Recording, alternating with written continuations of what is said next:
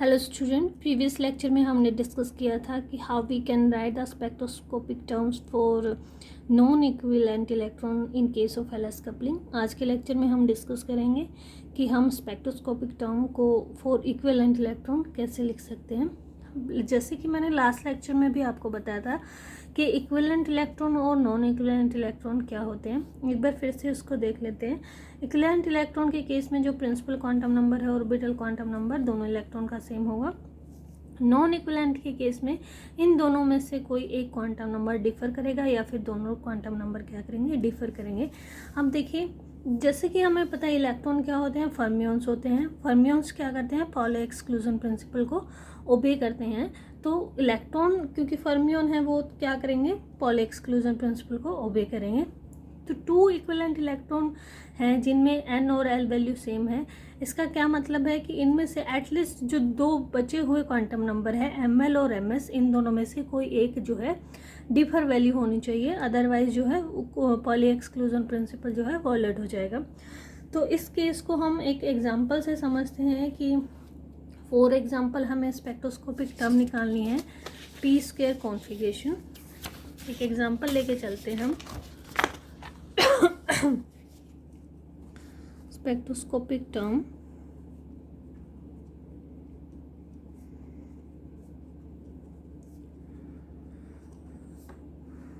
for p square configuration. Okay, for a single p electron,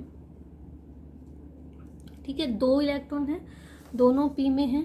हम single p के लिए l की value लिखते हैं, l will be 1 and s will B 1/2। ठीक है, जैसे कि हमने क्वांटम नंबर जब स्टडी किए थे उस केस में हमने पढ़ा था कि अगर आपका L डिफाइंड है तो ML क्या होगा, मैग्नेटिक ऑर्बिटल क्वांटम नंबर की क्या वैल्यू होंगी। दिस इम्प्लाई ML की जो पॉसिबल वैल्यू होंगी इस केस में -L2 + 1 with the difference of 1 very करेंगी, -1 0 1 होंगी। MS की पॉसिबल वैल्यू क्या होंगी, -12 एंड +12। ठीक है, ये हम ऑलरेडी क्वांटम नंबर पे जो वीडियो मैंने डाली है वहाँ पे हम ऑलरेडी डिस्कस कर चुके हैं कि मैग्नेटिक ऑर्बिटल क्वांटम नंबर क्या होता है और मैग्नेटिक स्पिन क्वांटम नंबर क्या होता है। तो यहाँ पे देखिए इनके पॉसिबल कम्बिनेशन जो बनेंगे, क्योंकि L और S तो सेम है पी स्क्वायर कॉन्फ़िगरेशन में, हमें डिफरेंट वैल्यू किसकी चाहिए, या तो ML की या तो MS की या तो दोनों की। ठीक है, वही आपके जो इलेक्ट्रॉन होंगे वो इक्विवेलेंट इलेक्ट्रॉन की तरह बिहेव करेंगे।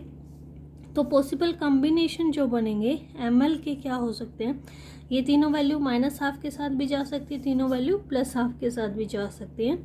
तो ML हमने लिख लिया। Let us consider ML is 0 1 -1, again 1 0 and -1। MS की पॉसिबल वैल्यू क्या हो सकती हैं, +12 +12 +12 -12 -12 एंड -12। इस कॉम्बिनेशन को मैंने कह दिया ये A है, this is B C D E and F। ठीक है, अब जो सेकेंड इलेक्ट्रॉन है, क्योंकि पी स्क्वायर कॉन्फ़िगरेशन है, दो इलेक्ट्रॉन हमारे पास है, एक इलेक्ट्रॉन के लिए अगर ये कॉम्बिनेशन पॉसिबल है तो दूसरे इलेक्ट्रॉन के लिए भी सेम कॉम्बिनेशन पॉसिबल है। तो दूसरे इलेक्ट्रॉन का भी हम सेम कॉम्बिनेशन लिख लेते हैं, A B C D E and F। ठीक है, अब दोनों की मैचिंग करते हैं कि हम कौन से ऐसे क्वांटम नंबर उठा सकते हैं जिससे कि दोनों जो पॉली एक्सक्लूजन प्रिंसिपल है वो वॉयलेट ना हो। तो कॉम्बिनेशन क्या हो सकता है दूसरे इलेक्ट्रॉन का, समेशन ML, दोनों के केस में उसको मैंने कैपिटल ML से रिप्रेजेंट कर दिया। जो दोनों इलेक्ट्रॉन का कॉम्बिनेशन ML होगा वो क्या क्या पॉसिबल वैल्यू हो सकती हैं। सिमिलर मैनर में हम लिखेंगे दोनों के लिए समेशन MS क्या हो सकता है। ठीक है, इसके लिए देखिए कॉम्बिनेशन हम इस तरीके से कंसिडर कर लेते हैं कि लेट अस कंसिडर कि फर्स्ट इलेक्ट्रॉन के पास A कॉम्बिनेशन है, यानी उसकी जो मैग्नेटिक ऑर्बिटल क्वांटम नंबर है वो 1 है, मैग्नेटिक स्पिन क्वांटम नंबर 1/2 है।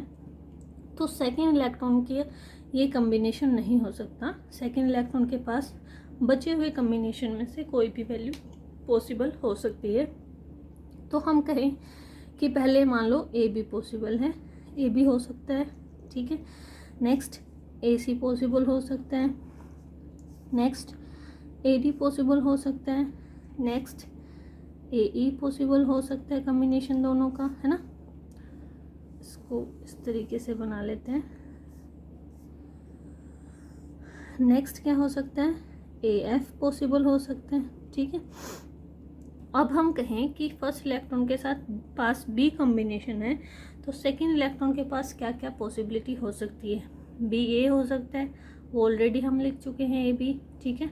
तो क्या हो सकता है, बी सी हो सकता है, बी डी हो सकता है, B E, B F. B B नहीं हो सकता, क्यों नहीं हो सकता, क्योंकि फिर सारे के सारे क्वांटम नंबर सेम हो जाएंगे, जो कि पोली एक्सक्लूजन प्रिंसिपल को वोलेट करेगा। तो क्या कम्बिनेशन हो सकते हैं, बी सी कम्बिनेशन हो सकता है, बी डी कॉम्बिनेशन हो सकता है, बी ई कॉम्बिनेशन हो सकता है, बी एफ कॉम्बिनेशन हो सकता है। सिमिलर मैनर में अगर सी है फर्स्ट का तो सी डी कॉम्बिनेशन हो सकता है, C E and C F combination हो सकता है। नेक्स्ट अगर फर्स्ट इलेक्ट्रॉन के पास डी है तो क्या हो सकता है, डी ई और डी एफ। लास्ट कॉम्बिनेशन क्या बचा, ई एफ, ठीक है। तो दोनों इलेक्ट्रॉन के केस में ये सारे कॉम्बिनेशन हमारे पास पॉसिबल हो सकते हैं। अब आइए देखिए, अगर ए बी है, पहला इलेक्ट्रॉन के पास ए कॉम्बिनेशन है, दूसरे के पास बी कॉम्बिनेशन है, तो दोनों का एम एल क्या बनेगा, दिस प्लस दिस, है ना, ए प्लस बी, तो ये बन गया 1, दिस प्लस दिस 1, ठीक है। ए सी कॉम्बिनेशन में लिखें A C, this plus this 0, this plus this 1, A D, ये और ये ऐड किया 2, ये और ये ऐड किया 0, ठीक है। A E, E this 1 plus 0 1, half minus half 0, ठीक है। Next A F, A F अगर करेंगे 1 minus 1 0, half minus half again 0, ठीक है। अब देखिए next combination is B C, इनको किया -1, इनको ऐड किया 1, ठीक है। B D 0 plus 1 1, half minus half 0, B E 0 0 0, half minus half 0। Next किया हमने B F 0 -1 -1, half minus half 0। Next किया हमने सी डी, इन दोनों को ऐड किया 0, इन दोनों को ऐड किया अगेन 0, ठीक है। नेक्स्ट किया सी ई, क्या बन गया -1, ये ऐड किए -1, ये ऐड किए 0। नेक्स्ट हमने किया सी एफ, ये ऐड किए -2, ये ऐड किए 0, ठीक है। नेक्स्ट हमने डी ई किया, डी ई इन दोनों को ऐड किया 1, इन दोनों को ऐड किया -1। नेक्स्ट हमने किया डी एफ, इन दोनों को ऐड किया 0, इन दोनों को ऐड किया -1। नेक्स्ट किया ई एफ -1 एंड -1, ठीक है। इस तरह के कॉम्बिनेशन बनेंगे। तो टोटल हमारे पास ये कॉम्बिनेशन बने हैं, इनमें से हमें कुछ वैल्यूज़ को पिकअप करना है। जैसे कि अगर मैं इस वैल्यू को उठाती हूँ, इसको मैंने मान लो नोटेशन दे दी है सर्कल की, एक मैंने ये उठाया है, ठीक है, एक मैंने ये उठा लिया है, एक मैंने ये उठा लिया है, एक मैंने उठा लिया है यहाँ से, उसके बाद मैंने उठा लिया है इसको, और उसके बाद आई थिंक ये पॉसिबल, हाँ ये हो गए हैं, ठीक है। 5 वैल्यू मैंने पिकअप कर ली हैं फर्स्टली। तो यहाँ पे देखिए इन 5 वैल्यूज़ के लिए एम एल क्या है और एम एस क्या है, ठीक है। तो इन वैल्यूज़ के केस में एम एल को अगर हम लिखें तो यहाँ पे है 2, यहाँ पे है 0, यहाँ पे है 1, यहाँ पे है 0, नेक्स्ट यहाँ पे है 0, यहाँ पे है 0, इस केस में -1 0, इस केस में -2 एंड 0। इसका क्या मतलब है, एम एल की वैल्यू आपकी -2 से +2 तक वेरी कर रही है। This imply in this case L = 2 है ना। अगर L = 2 है और यहाँ पे एम एस की वैल्यू 0, इट मीन्स S = क्या है 0 है। तो हमारे पास टर्म जो होगी वो क्या आ जाएगी, L प्लस एस क्या हो जाएगा इक्वल टू J, यहाँ पे 2 प्लस 0 इक्वल टू 2, 2 माइनस 0 करोगे तभी भी क्या आ जाएगा 2 ही आएगा। जो टर्म हमारे पास बनेगी वो क्या आ जाएगी, क्या होती है 2s plus 1 L J। 2s plus 1 क्या 2 इंटू 0 प्लस 1 L इज़ 2, 2 के लिए क्या होता है D है ना, D यहाँ पे क्या आ जाएगा आपके पास J, J is 2, so our term is 1D2। तो पहली टर्म जो पॉसिबल होगी वो क्या होगी 1D2 पॉसिबल होगी।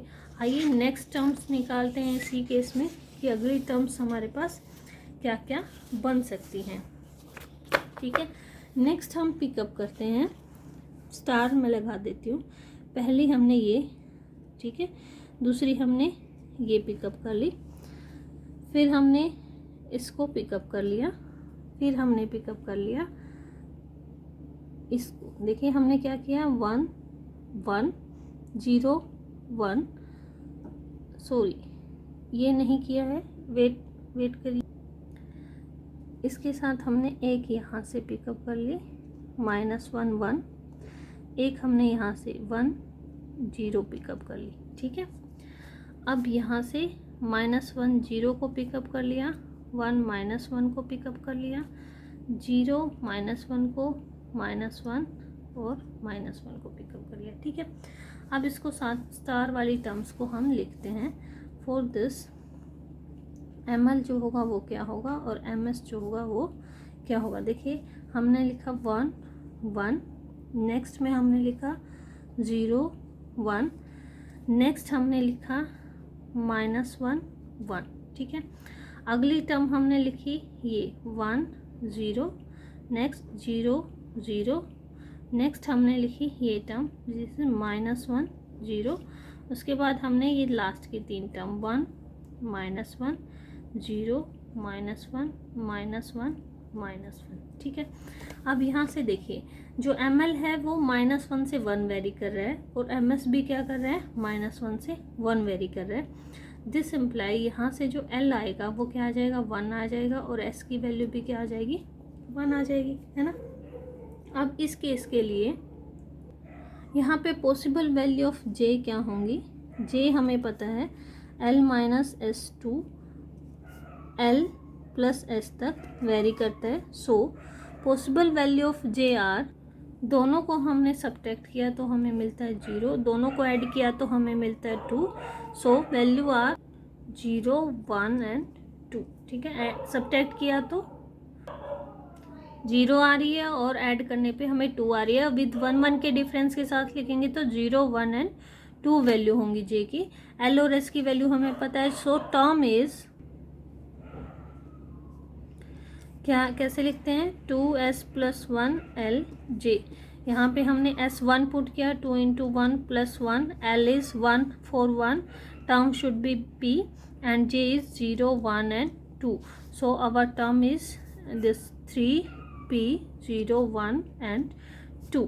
ठीक है, तो नेक्स्ट जो हमारे पास एक कॉम्बिनेशन बचा है वो CD कॉम्बिनेशन बचा है विच इज़ 0 0, और इसके लिए अगर हम लिखें ms 0, ml भी क्या होगा हमारे पास 0 होगा, तो l की वैल्यू भी क्या आएगी 0 और s की वैल्यू भी क्या आएगी यहाँ से 0 आएगी। j की वैल्यू भी क्या आएगी l प्लस s करेंगे तो 0 ही आएगी। सो टर्म यहाँ पे क्या बन जाएगी हमारे पास, जो टर्म्स यहाँ से बनेगी 2s प्लस 1 l j अगर करते हैं तो this should be 2 into 0 plus 1, l is 0 so term is s and j is again 0, सो ये आ जाएगी 1s 0।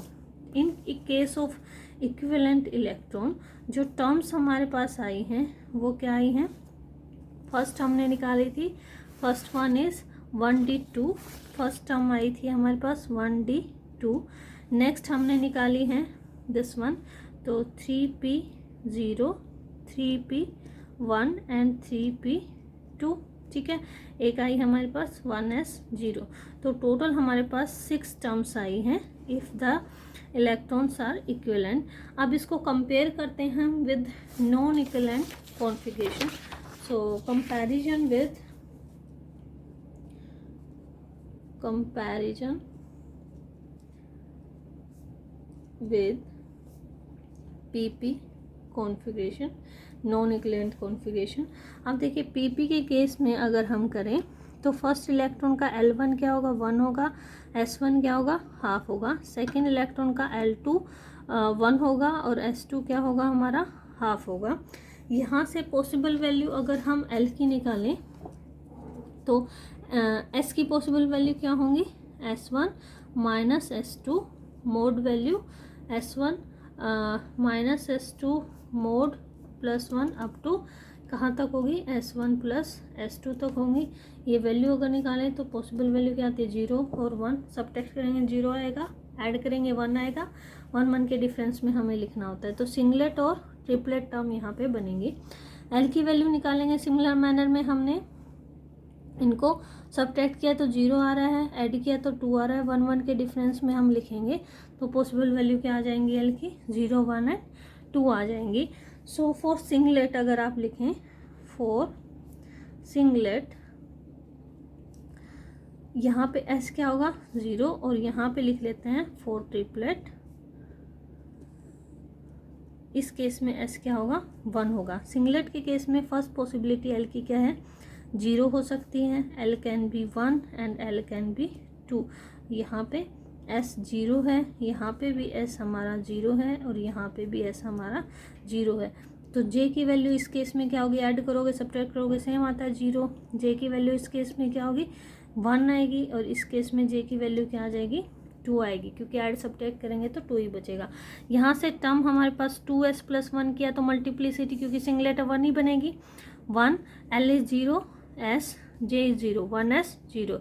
यहाँ से टर्म हमारे पास क्या बनी, again S is 0, so multiplicity is 1, L is 1, term is P and J is 1, 1P 1। यहाँ से again multiplicity 1 बनेगी बिकॉज S इज 0, हमारे पास L 2 है, देन D एंड 2, 3 टर्म्स हमारे पास निकल के आ गई हैं। अब देखिए फॉर ट्रिपलेट अगर हम करें तो ये सेम कॉम्बिनेशन L0 हो सकता है, L1 हो सकता है, L2 हो सकता है। S क्या है, 1 है, यहाँ पे भी S 1 है और यहाँ पे भी S जो है 1 है। इस केस के लिए J की पॉसिबल वैल्यू क्या हो सकती है वो हमने निकालनी है, और फिर बाद में हम देखेंगे कि टर्म कैसी आएगी। तो J की पॉसिबल वैल्यू देखो, इन दोनों को ऐड करेंगे तो 1 बनता है, सब्ट्रैक्ट करेंगे तो 1 बनता है, तो 1 ही आएगा, ठीक है। नेक्स्ट केस में अगर आप इन दोनों को ऐड करते हैं तो हमारे पास क्या आ जाएगा, दिस टर्म विल बी 2, और सब्ट्रैक्ट करेंगे तो 0, तो टर्म क्या आ जाएगी, 0, 1 एंड 2, ठीक है। इन दोनों को ऐड किया तो 3 बनता है, सब्ट्रैक्ट किया तो 1 बनता है, 1, 2 एंड 3 आ जाएगा, ठीक है। यहाँ से हमारे पास टर्म क्या बनेगी, क्योंकि ट्रिपलेट है 1 रखेंगे S में तो मल्टीप्लिसिटी क्या आ जाएगी, 2S + 1 करेंगे तो 3, L is 0, so S J is 1, ठीक है। नेक्स्ट S1 है, मल्टीप्लिसिटी 3 ही रहेगी, L1 है तो P आ जाएगा, और यहाँ से 0, 1 एंड 2, ठीक है। यहाँ आपके पास टर्म बनी, मल्टीप्लिसिटी 3 ही रहेगी, L2 है तो D आ जाएगा, 1, 2 एंड 3, ठीक है। तो यहाँ पे अगर हम देखें तो पॉसिबल टर्म जो हमारे पास बन रही है फॉर पी स्क्वायर कॉन्फ़िगरेशन, और आप अगर कंपैरिजन करें पीपी कॉन्फ़िगरेशन का, तो दोनों के केस में जो पॉसिबल टर्म्स हमारे पास बन रही है, इन केस ऑफ पी स्क्वायर हमने देखा था कि हमारे पास सिर्फ जो है 5 टर्म निकल के आई थी, ये हमने निकाला था, this 5 terms 1D 2 3P 0 3P 1 3P 2 and 1S 0। और यहाँ पे अगर हम देखें तो यहाँ पे हमारे पास टर्म आ रही है 1S 0 1P 1 1D 2, अगेन यहाँ से 3S 1 3P 0 3P 1 3P 2, यहाँ से 3D 1 3D 2 एंड 3D 3। तो आप देख सकते हैं यहाँ से टर्म हमारे पास बनी है 3 and 3 6 और 4 10 टर्म्स, और यहाँ से 5, तो टर्म्स आपकी हाफ हो गई हैं in case of equivalent electron comparable to non equivalent electron. ठीक है, तो ये तो थी हम कि कैसे आप इक्विवेलेंट और नॉन इक्विवेलेंट इलेक्ट्रॉन के लिए टर्म विद मेथड निकाल सकते हैं। एक शॉर्ट ट्रिक है इसकी कि शॉर्ट ट्रिक आप कैसे यूज़ कर सकते हैं कि इक्विवेलेंट में कैसे डायरेक्टली आप लिख सकते हैं कि कौन सी टर्म पॉसिबल होंगी। तो only those term are possible for which आर possible for which L plus S term is either 0 और even, है ना, जिसमें या तो 0 हो या तो फिर even हो, सिर्फ वही टर्म्स जो है पॉसिबल होंगी। जैसे कि हमने पी स्क्वायर निकाला था, पी स्क्वायर कॉन्फ़िगरेशन का एग्जांपल हम ले लेते हैं। ठीक है, इस कॉन्फ़िगरेशन के लिए हमने टर्म्स निकाल ली हैं अभी। तो देखिए यहाँ पे एक इलेक्ट्रॉन का L1 1 होगा, S1 क्या होगा, हाफ होगा। दूसरे इलेक्ट्रॉन का भी L1 1 होगा, S1 क्या होगा, हाफ होगा। ठीक है, पॉसिबल वैल्यू S की क्या आ जाएंगी, 0 और 1। L की पॉसिबल वैल्यू क्या आ जाएंगी, 0 1 एंड 2। सब्ट्रैक्ट करेंगे 0, ऐड करेंगे 2 आ जाएंगे। तो मैंने कहा है कि सिर्फ 0 और इवन आना चाहिए। तो पॉसिबल कॉम्बिनेशन क्या हो सकते हैं, या तो L प्लस S को ऐड किया तो या तो 0, ये कॉम्बिनेशन हो सकता है। देखिए L 0 हो तो S क्या हो सकता है, 0 हो सकता है। अगेन आपके पास अगर मान लो L 0 हो, सॉरी L 0 हो तो 1 नहीं हो सकता है, क्योंकि उस केस में क्या चला जाएगा, ओड चला जाएगा L प्लस S। नेक्स्ट मान लो L 1 है आपके पास, तो S की वैल्यू क्या हो सकती है, if L is 1 then S will be 1, क्योंकि तभी ऐड करेंगे इवन बनेगा, 0 बन नहीं सकता। नेक्स्ट पॉसिबिलिटी क्या हो सकती है, let us consider L is 2, L 2 है तो S क्या हो सकता है, 0 हो सकता है, 1 नहीं हो सकता क्योंकि ओड हो जाएगा। और इस केस में J क्या आ जाएगा, 0। यहाँ से J की पॉसिबल वैल्यू क्या आ जाएंगी, ऐड करोगे 2, सब्ट्रैक्ट करोगे 0, 0 1 एंड 2, यहाँ से क्या आ जाएंगी, J इज इक्वल टू 2 आ जाएगा। ठीक है, टर्म यहाँ से क्या बन जाएगी, सिंगलेट है तो 1, L 0 है तो S J इज 0। यहाँ से टर्म आपके पास क्या बन जाएगी, ट्रिपलेट बनेगा, 3 L इज़ 1 P 0 1 एंड 2। यहाँ से टर्म क्या बनेगी आपके पास, अगेन सिंगलेट है, L is 2 then D and J is 2। तो these are the possible terms in case of equivalent electron. ये एक इजी मेथड है, इस वे से इस ट्रिक को आप यूज़ करके बहुत इजीली जो है इक्विवेलेंट के केस में टर्म्स निकाल सकते हैं। तो यहाँ पे मैं आपको दिखा रही हूँ एस स्क्वायर और डी स्क्वायर के कॉम्बिनेशन, जिसमें कि जो टर्म्स होती हैं वो कैसे वेरी करती हैं। ये आप देख सकते हैं कि एस स्क्वायर में अगर इक्विवेलेंट है तो ये टर्म आएगी सिर्फ, और नॉन इक्विवेलेंट है तो 2 टर्म पॉसिबल होंगी। सिमिलर मैनर में अगर डी स्क्वायर का देखें तो इक्विवेलेंट के केस में सिर्फ इतनी सी टर्म आएंगी और नॉन इक्विवेलेंट के केस में इतनी सारी टर्म्स आएंगी। पी का हम ऑलरेडी देख चुके हैं। तो ये डिफरेंस था इक्विवेलेंट और नॉन इक्विवेलेंट के केस में कि कैसे आपकी जो टर्म्स हैं वो डिफर करती हैं। नेक्स्ट लेक्चर में हम पढ़ेंगे कि आप जे कपलिंग में टर्म्स को कैसे लिख सकते हैं।